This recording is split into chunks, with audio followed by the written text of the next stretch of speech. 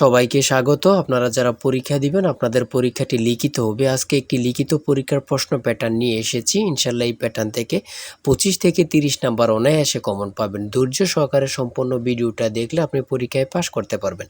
আমি দেখিয়ে দিব কোন কোন বিষয়ে কোন কোন টপিক থেকে প্রশ্ন আসে। লিখিত পরীক্ষায় অনেকেই ভয় পায়। এখানে ভয় পাওয়ার কোনো কারণ নেই। যদি আপনি পরীক্ষার বিষয়বস্তু কোন কোন টপিক কোন কোন বিষয় থেকে প্রশ্ন আসবে সেটা যদি বুঝতে পারেন পরীক্ষায় পাস করা আপনার জন্য একদম ইজি। ঠিক আছে, আজকে সম্পূর্ণ প্রসেসটা আমি দেখিয়ে দিব। আর বলে রাখি আপনারা যারা পরীক্ষা দিবেন আপনাদের জন্য একদম শর্ট করে চূড়ান্ত সাজেশন তৈরি করা হয়েছে। পরীক্ষার প্রশ্ন প্যাটার্ন যেমন থাকবে সেম প্যাটার্নে আমরা একটি চূড়ান্ত সাজেশন তৈরি করেছি। সাজেশনটি নিতে স্ক্রিনে দেওয়া হোয়াটসঅ্যাপ নাম্বার রয়েছে, ইমো নাম্বার রয়েছে, দুটোর মধ্যে যে কোনো একটি মেসেজ করে সাজেশনটি সংগ্রহ করুন। সাজেশনের মূল্য মাত্র 100 টাকা। আমি বলি অবশ্যই প্রত্যেকে আমাদের সাজেশনটি সংগ্রহ করবেন। যারা যারা পরীক্ষা দিবেন প্রত্যেকে আমাদের সাজেশনটি সংগ্রহ করবেন। সাজেশনের মূল্য মাত্র 100 টাকা। আমি বলি 100 টাকা কিন্তু বড় কথা না। ঠিক আছে, আপনারা বুঝতে পারবেন কোন কোন টপিক কোন কোন বিষয় থেকে আসবে। খুব সুন্দরভাবে প্রত্যেকটি প্রশ্নের ব্যাখ্যা ও সমাধান সহ আমাদের সাজেশন উল্লেখ রয়েছে। যারা চাকরির কারণে বিভিন্ন কাজের কারণে অথবা একটু পড়ালেখা দুর্বল তারা অবশ্যই আমাদের সাজেশনটি সংগ্রহ করবেন। মাত্র 100 টাকা। ইনশাআল্লাহ আপনারা পরীক্ষায় পাস করে যাবেন। দেখেন আমি মূল কথায় চলে আসি। আপনাদের পরীক্ষাটি লিখিত হবে। লিখিত পরীক্ষাটা কি ওটা আগে আপনাকে বুঝতে হবে। যেমন সন্ধি বিচ্ছেদ, বেশ বাক্য সহ সমাস নির্ণয় করুন, তারপরে এক কথায় প্রকাশ, তারপরে বিপরীত শব্দ, তারপরে ইংরেজি থেকে ট্রান্সলেট থাকবে, ভয়েস থেকে থাকবে, প্রিপোজিশন থেকে থাকবে, তারপরে শর্ট করে একটি প্যারাগ্রাফ থাকবে, তারপরে গণিত অংশ থাকবে, সর্বশেষ সাধারণ জ্ঞান থাকবে। এতটুকুই হচ্ছে লিখিত পরীক্ষার প্রশ্ন। ঠিক আছে, সিলেবাস আমি দেখিয়ে দিচ্ছি। তারপরও দেখেন এক নম্বরে রয়েছে অনুচ্ছেদ লিখুন, কৃত্রিম বুদ্ধিমত্তা। ঠিক আছে, অনুচ্ছেদ লিখুন। কৃত্রিম বুদ্ধিমত্তা সম্পর্কে একটি অনুচ্ছেদ লিখবেন। এই অনুচ্ছেদটি লিখতে পারলে আপনাকে 5 নাম্বার দেওয়া হবে। হ্যাঁ, যে কোনো একটি অনুচ্ছেদ দিতে পারে। এটা নিয়ে আমি মনে করি আপনাদের কোনো সমস্যা হবে না। হ্যাঁ, তারপরে 2 নম্বরে থাকবে সন্ধি বিচ্ছেদ করুন। এখানে 5টা সন্ধি বিচ্ছেদ থাকবে, 5টার জন্য 5 নাম্বার আপনাকে দেওয়া হবে। আমার কথা বুঝতে পারছেন? তারপরে রয়েছে 2 নম্বরের সন্ধি বিচ্ছেদ। এখানে 5টা থাকবে, 5টার জন্য 5 নাম্বার। তারপরে 3 নম্বরে রয়েছে বেশ বাক্য সহ সমাস নির্ণয় করুন। এখানে 5টা আছে, 5টার জন্য 5 নাম্বার আপনারা পেয়ে যাবেন। ঠিক আছে, প্রত্যেকটি প্রশ্নের জন্য 1 নাম্বার করে। আর বলি যারা পরীক্ষা দিবেন কোথায় থেকে পড়বেন অনেকেই বোঝেন না। এখান থেকে ওখান থেকে না পড়ে আমাদের কাছ থেকে সাজেশনটা নেন, আপনি সুন্দরভাবে পড়ে যান, পরীক্ষা উত্তীর্ণ হয়ে যাবেন। ঠিক আছে, বুঝতে পারছেন কথা? তারপরে 4 নম্বরে রয়েছে এক কথায় প্রকাশ করুন। এখানে 4টা দিয়েছে, 4টার জন্য 4 নাম্বার আপনাকে দেওয়া হবে। এখানে 5টা দিলে 5টার জন্য 5 নাম্বার আপনাকে দেওয়া হবে। ঠিক আছে, তারপরে রয়েছে অর্থ সহ বাক্য রচনা করুন। এখানে 5টা রয়েছে, 5টার জন্য 5 নাম্বার আপনাকে দেওয়া হবে। ঠিক আছে, তারপরে 6 নম্বরে রয়েছে একটি শর্ট করে প্যারাগ্রাফ, সোশ্যাল মিডিয়া সম্পর্কে একটি প্যারাগ্রাফ আপনারা লিখতে হবে। যদি আপনারা এই প্যারাগ্রাফটা লেখেন তাহলে 5 নাম্বার পেয়ে যাবেন। তারপরে 7 নম্বরে রয়েছে অনুবাদ অর্থাৎ ট্রান্সলেট আপনারা করতে হবে। এবার লিখিত বলেন এমসিকিউ বলেন ট্রান্সলেট থাকবেই থাকবে। ঠিক আছে, এখানে 5টা ট্রান্সলেট থাকবে, 5টার জন্য 5 নাম্বার পেয়ে যাবেন। ওই দিক দিয়ে আছে একটা, এখান দিয়ে আছে 4টা, মোট 5টা ট্রান্সলেট থাকবে। প্রত্যেকটার জন্য 1 নাম্বার করে আপনাদেরকে দেয়া হবে। তারপরে 8 নম্বরে রয়েছে fill in the gaps with appropriate word. ঠিক আছে, এখানে 5টা থাকবে, 5টার জন্য 5 নাম্বার আপনাদেরকে দেয়া হবে। 9 নম্বরে রয়েছে change the sentence as directed. ঠিক আছে, এখানে 5টা থাকবে, 5টার জন্য 5 নাম্বার আপনাদেরকে দেয়া হবে।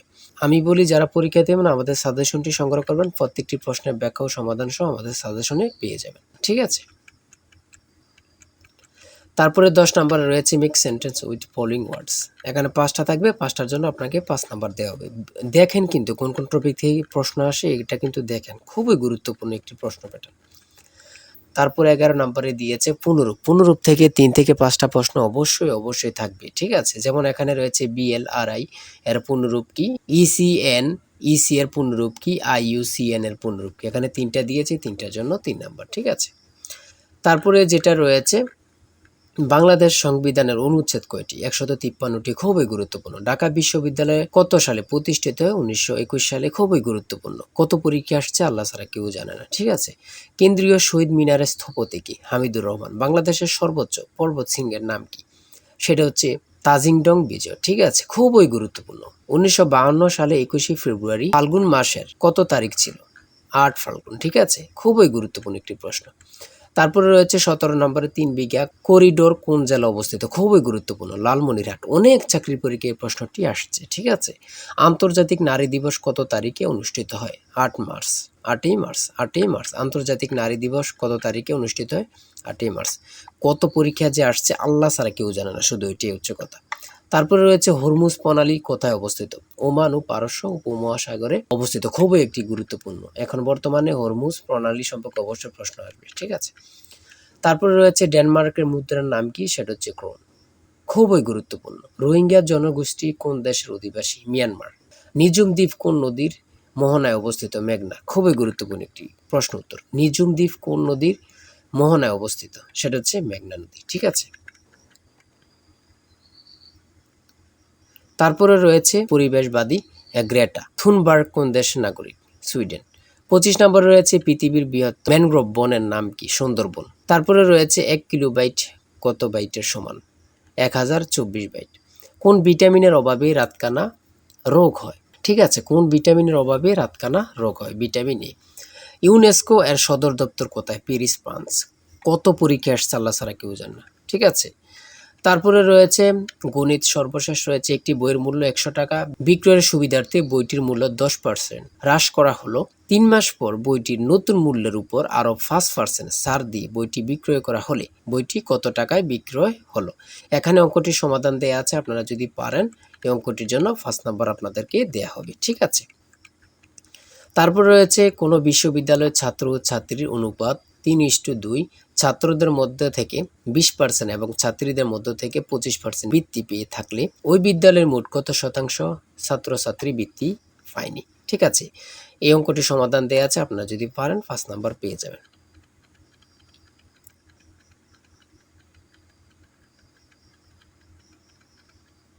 তারপরে রয়েছে 31 নম্বরে একটি ঘরের মেঝের দৈর্ঘ্য 4 মিটার এবং প্রস্থ 3.5 মিটার, ঘরটির উচ্চতা 3 মিটার এবং দেয়ালগুলো 5.5 সেন্টিমিটার পুরু হলে 4 দেয়ালের আয়তন কত? এখানে চিত্রটা দিয়ে বুঝিয়েছে এবং কি অঙ্কটা সমাধান দেওয়া আছে, আপনারা দেখে নিলে বুঝতে পারবেন। তারপরে একটি উৎপাদক থেকে একটি প্রশ্ন রয়েছে, এখানে সমাধান দেওয়া আছে, আপনারা দেখে নিলে বুঝতে পারবেন। এই অঙ্কের উত্তরটি পারলে আপনাদেরকে 5 নাম্বার দেওয়া হবে। আমার কথা বুঝতে পেরেছেন? তারপরে মান নির্ণয়ের এখানে অঙ্কগুলো রয়েছে। হ্যাঁ, এতটুকু আজকের প্রশ্ন উত্তর। আপনারা যারা পরীক্ষা দিবেন অবশ্যই এই নাম্বার হোয়াটসঅ্যাপ ইমো আছে, হোয়াটসঅ্যাপ অথবা ইমোতে এই নাম্বারে মেসেজ করে সাজেশনটি সংগ্রহ করেন। সাজেশনের মূল্য 100 টাকা। আর অবশ্যই হ্যাঁ, প্রত্যেকে আমাদের চ্যানেলটি সাবস্ক্রাইব ও পেজটি ফলো দিয়ে রাখলে আমরা নতুন ভিডিও আপলোড দেওয়ার সাথে সাথে চলে যাবে আপনার কাছে নোটিফিকেশন। আপনাদের পরীক্ষার প্রশ্ন সমাধান, আপনাদের রেজাল্ট, বিভিন্ন চাকরির খবর, সকল কিছু আমাদের চ্যানেলে পাবেন। তাই অবশ্যই চ্যানেলটি সাবস্ক্রাইব করে পাশে থাকলে আপনাদের চলবে, ঠিক আছে? যে কোনো মুহূর্তে যে কোনো সমস্যা আপনাদের কাছে নোটিফিকেশন চলে যাবে। সবাই ভালো থাকবেন, সুস্থ থাকবেন। আল্লাহ হাফেজ।